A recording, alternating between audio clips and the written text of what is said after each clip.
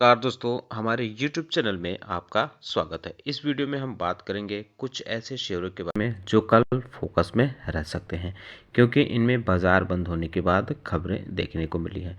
वो कौन कौन से शेयर हैं, उनमें क्या खबरें हैं, इस पे डिटेल डिस्कशन शुरू करने से पहले मैं कहना चाहूँगा कि अगर आपने हमारे चैनल को सब्सक्राइब नहीं किया है तो कृपया सब्सक्राइब कर लें और बेल आइकन भी दबा लें।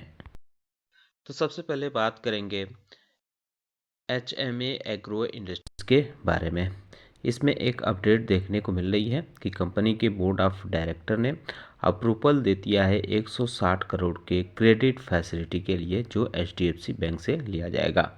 तो इस पे आप चाहें तो नज़र रख सकते हैं। वहीं इंडसइंड बैंक के बारे में बात करें तो इसमें भी एक अपडेट देखने को मिल रहा है कि कंपनी ने अनाउंसमेंट किया है कि वो अपने माइक्रो फाइनेंस इंस्टीट्यूशन जो है, इसका MFI रिटेल लोन पूल, इसको अब बेचेगी। इसके लिए अप्रूवल मिल गया है, इसका अनाउंसमेंट देखने को मिल रहा है। इसकी खबरें मीडिया में चल रही हैं। 1573 करोड़ रुपए की ये बिकवाली देखने को मिल सकती है। 100% कैश बेसिस पे ये बिकवाली देखने को मिलेगी। इसका उद्देश्य बताया गया है कि इसकी जो बैलेंस शीट है उसको ऑप्टिमाइज करना है और लिक्विडिटी को हम इम्प्रूव करने के लिए बैंक की तरफ से ऐसा कदम उठाया जा रहा है। वहीं डिक्सन टेक्नोलॉजी के बारे में बात करें तो कंपनी की जो सब्सिडरी कंपनी देखने को मिलती है, डिक्सन इलेक्ट्रो मैन्युफैक्चरिंग, इसने एक MOU साइन किया है कोलेक्टर गजेट्स लिमिटेड के साथ। इसके तहत कंपनी रेफ्रिजरेटर और उससे रिलेटेड कंपोनेंट का मैन्युफैक्चरिंग करेंगी कलेक्टर गैजेट्स के लिए। तो ये बड़ा अपडेट इसमें देखने को मिल रहा है। ग्लैंड फार्मा के बारे में बात करें तो इसकी जो कंपनी देखने को मिलती है, सेनेक्सी फॉन्टेनी मैन्युफैक्चरिंग फैसिलिटी जो इसकी है, वहाँ जो फ्रांस की ड्रग वाली यानी दवाओं की जो एजेंसी है ANSM, उसने इंस्पेक्शन किया है। तो उसमें कुछ चीज़ें देखने को मिली हैं। 10 ऑब्जर्वेशन कंपनी की तरफ से, उसके तरफ से, एजेंसी की तरफ से दिया गया है और ये इन्फेक्शन 9 से 19 दिसंबर के बीच रहा है। तो इसका जो ऑब्जर्वेशन है, ये कंपनी को इस मामले में नोटिफिकेशन दे दिया गया है।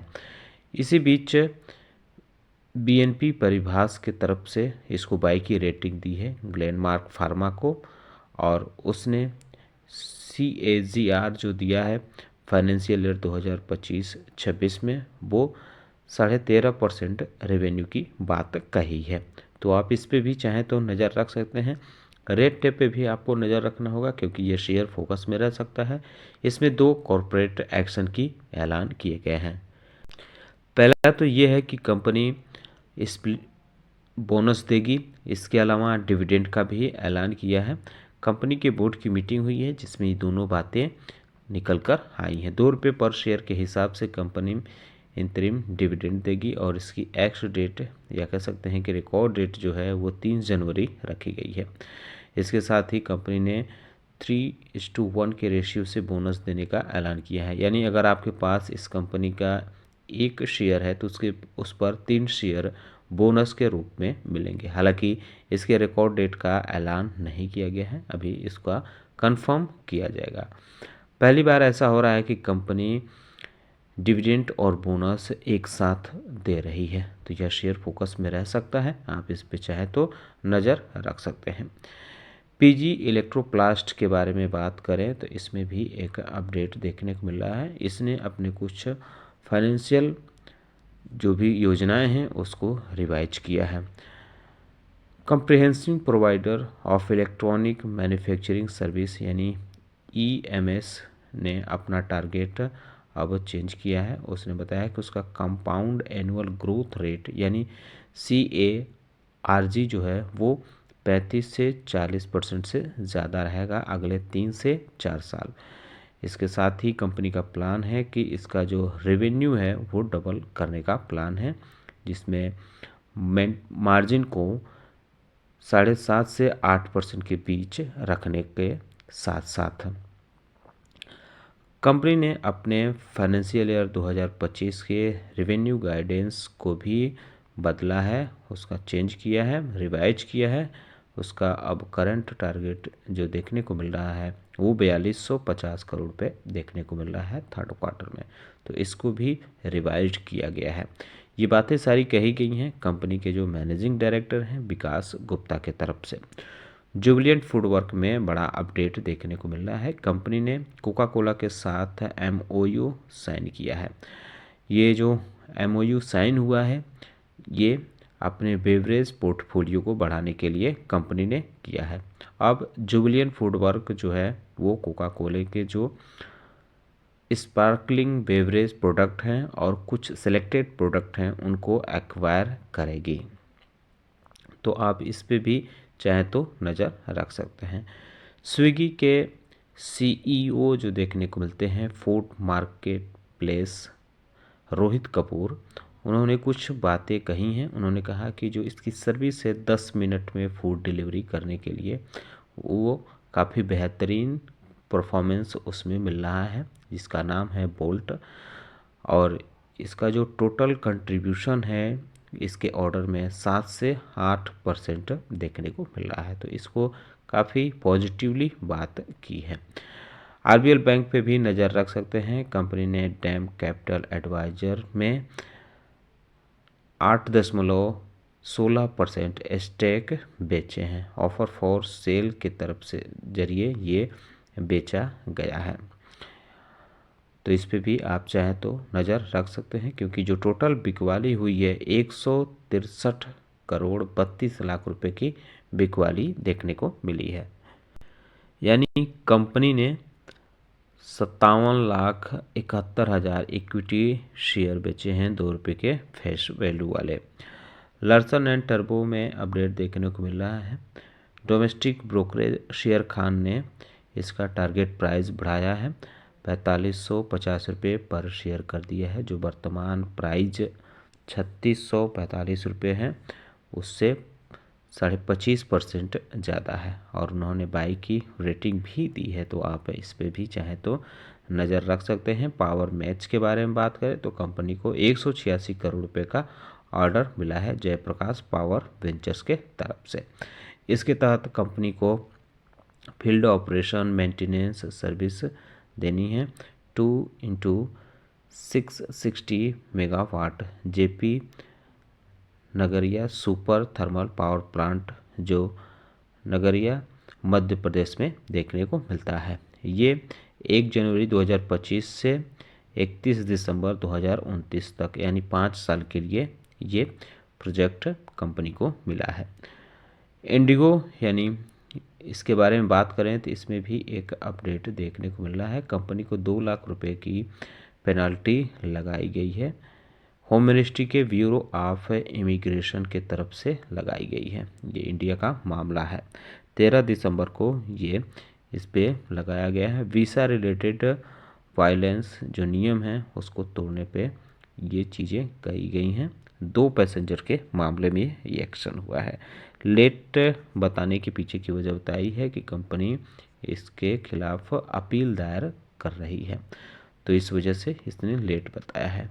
NHPC में 2 खबरें देखने को मिल रही है। पहला तो ये है कि कंपनी की 3 यूनिट देखने को मिलती हैं, 250 मेगावाट की हैं एक यूनिट की कैपेसिटी।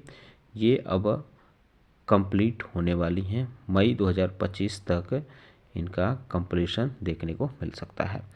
ये जो यूनिट हैं ये अरुणाचल प्रदेश और असम बॉर्डर पे हैं, और ये हैं सबनसारी लोअर हाइड्रो इलेक्ट्रिक प्रोजेक्ट्स हैं। ये अब पूरा होने वाले हैं और पूरी कंप्लीशन जो देखने को मिलेगा 5 यूनिट का 250 मेगावाट की एक है, ये मई 2026 तक कंप्लीट होते हुए देखने को मिल सकती है। तो ये बड़ा अपडेट NHPC लिमिटेड की तरफ से देखने को मिला है। इसके अलावा कंपनी ने ये भी बताया है कि बारिश के बाद सिक्किम में जो बाढ़ देखने को मिली थी और उससे जो नुकसान हुआ था, तीस्ता V पावर स्टेशन में 510 मेगावाट का जो पावर स्टेशन है, इसमें 1076 करोड़ रुपए का नुकसान का अनुमान लगाया गया है कंपनी की तरफ से। कंपनी ने बताया है कि उसको 150 करोड़ रुपए का कंपनसेशन मिला है मटेरियल डैमेज के लिए। तो ये अपडेट इसमें भी देखने को मिल रहा है। गुजरात फ्लोरोकेमिकल्स लिमिटेड के बारे में बात करें तो आज बोर्ड की मीटिंग हुई है, जिसमें पावर अंडरटेकिंग जो 57 मेगावाट कैप्टिव पावर प्लांट है उसको बेचने की मंजूरी मिल गई है। 200 करोड़ रुपए में बेचा जाएगा। ये इसकी जो आर्म कंपनी देखने को मिलती है IGREL महिडेर, इसको ये बेचा जाएगा। जेंसोल इंजीनियरिंग पे भी नज़र रख सकते हैं। कंपनी ने अनाउंसमेंट किया है कि उसको NTPC रिन्यूएबल एनर्जी लिमिटेड की तरफ से 897 यानी 900 के आसपास 900 करोड़ रुपए का कॉन्ट्रैक्ट मिला है।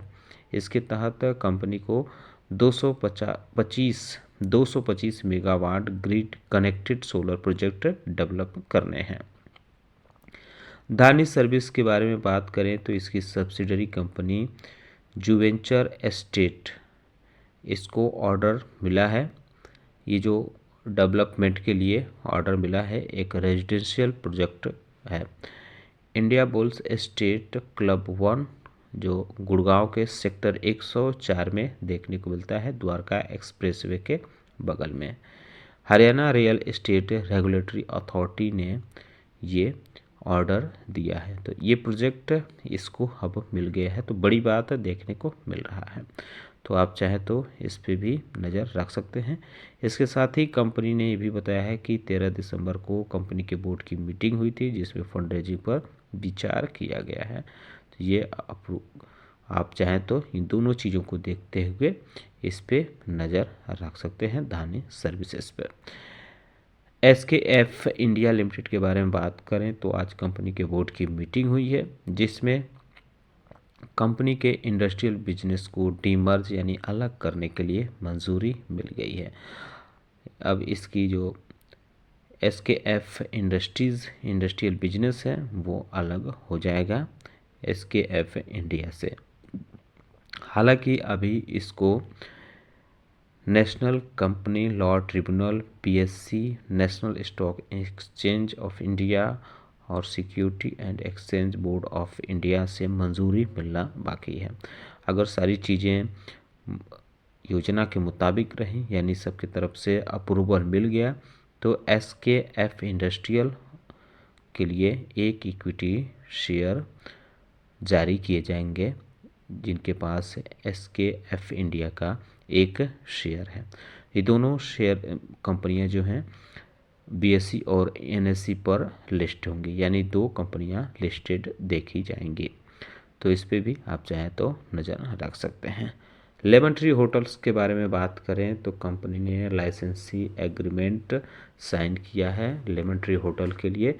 76 रूम के ये लाइसेंसिंग एग्रीमेंट देखने को मिल रहा है, जो महाराष्ट्र के बपाने में देखने को मिलेगा। तो ये प्रॉपर्टी जो है ये इसकी सब्सिडरी कैरनेशन होटल के तरफ से मैनेज की जाएगी। अनुमान है कि ये फाइनेंशियल ईयर 2026 में ओपन हो जाएगा।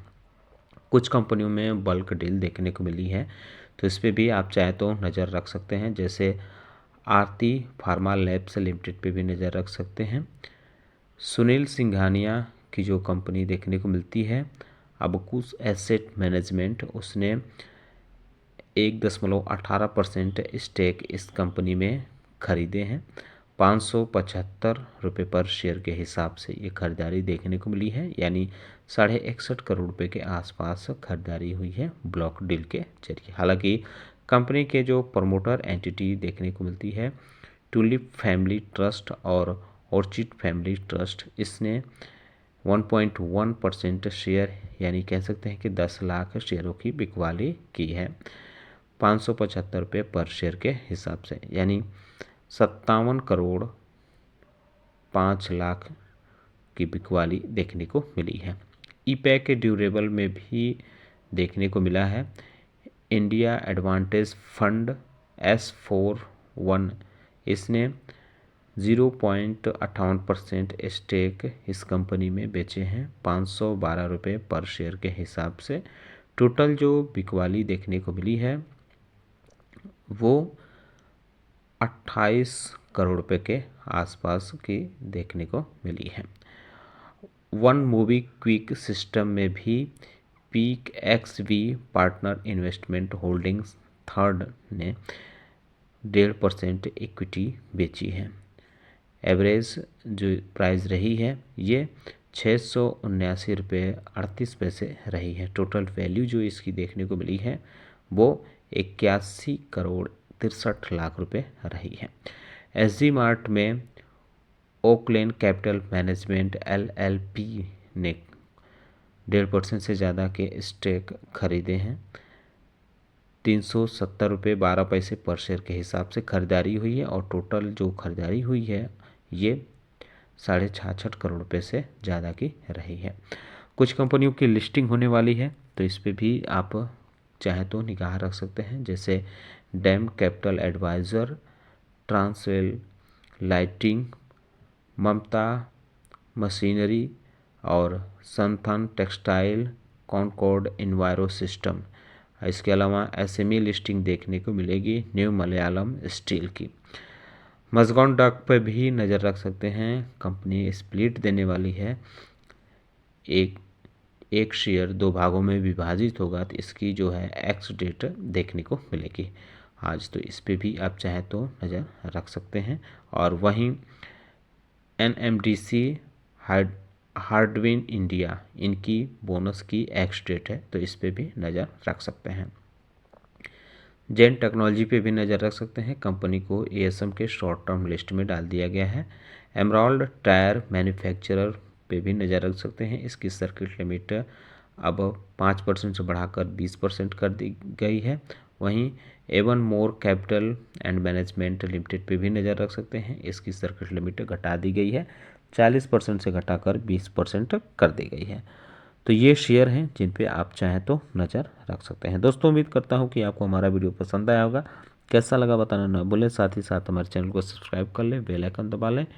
वीडियो देखने के लिए बहुत बहुत धन्यवाद।